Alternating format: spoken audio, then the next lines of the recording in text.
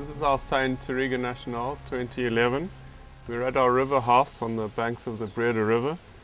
The vineyards are about 300 meters higher up, 70 meters above the river. I believe Touriga Nacional is potentially one of the greatest red varietals of the world. It's usually hidden in vintage port, and it's generally the most revered grape of the Douro River. We include a small amount in our flagship blend called simply Sijnn.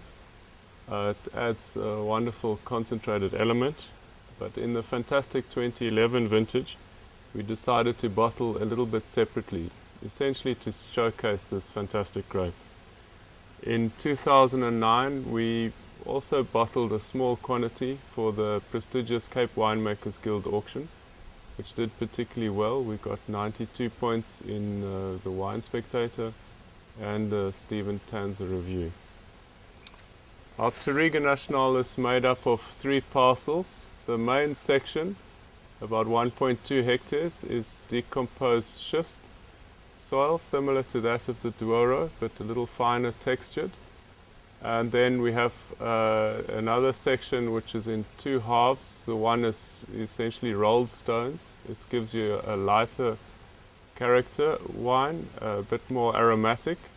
And then the third smallest section is more on a loamy soil. For that we usually use that for our low profile wine. This particular wine is a combination of the first 2, mostly the schist soil, and a little bit of the rolled stone soil to add a little more lighter aromatics. As Touriga is a really powerful wine, we use 30% new French oak to tame the wine, and especially after the first few months of fermentation.